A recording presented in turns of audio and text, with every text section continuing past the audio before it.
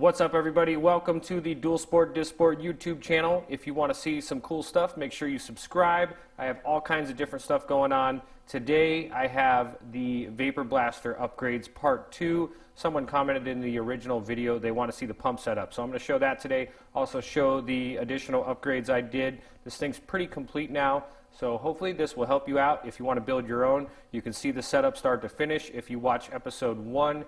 And then also this one as well. Should get you pretty close. If you have any other comments during this Vapor Blaster build, make sure you comment below. I'll try to help you out as best I can. But let's get into the upgrades I did on this thing to make it a great Vapor Blaster for home projects. I want to show this check valve I have here. I just added this. I've yet to use it since I put the check valve in. But before I had this check valve, what was happening was when I'd let off the pedal, this water would come out of here and just make a mess all over the floor. It's actually enough to backfeed up through the nozzle and back through the airline. So this check valve should help it out with that. Also, the pump itself, I'm going to show that here in just a second. I had someone comment on how the pump is actually configured, so here we go. All right, we're going to pull this out. This is a 6-gallon bucket instead of a 5. I got this from Grainger. Give me a second, we'll pull this out.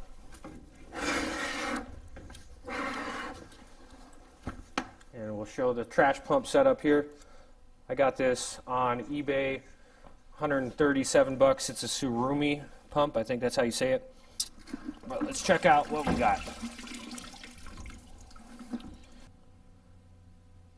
Have the pump out of the 6-gallon bucket.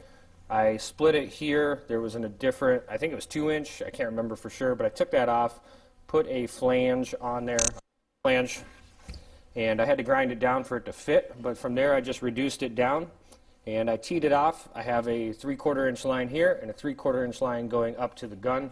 From there, this thing is wrapped around, about 2 wraps, and what that does is when the water comes out, it actually helps make a vortex around and swirl that water inside the bucket, so that way the idea is to have the media centered into the intake of the pump.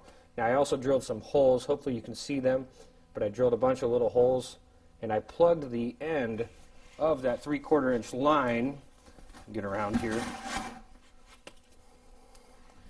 the end of it is actually plugged and I have a bunch of holes just going around in a circle. So the idea is to be able to, again, swirl that and stir that media up so it's not all settled at the bottom. Keep it in suspension, but also keep it close to the intake of the pump. Now on this pump, I also cut out the grates. There was some grates on the side of these, plastic. I cut those out, and I just made it so it's a direct feed, right in. But it's working great, so. All right, we're gonna try another part today. This is a YZ250F cylinder. I did this side earlier when I was trying my Vapor Blaster out, but I didn't really get too far with it and I didn't put a lot of time into it. So we're going to clean up this side, see what it looks like before and after, and see how good this Vapor Blaster works with the upgrades.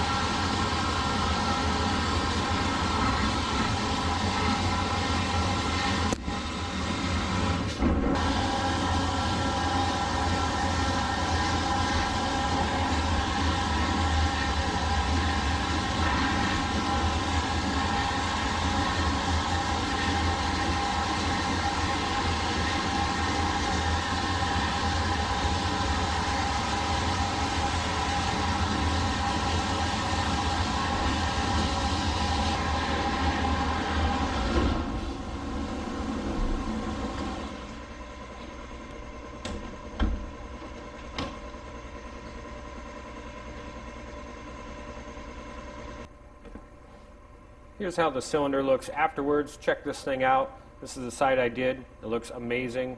Looks brand new.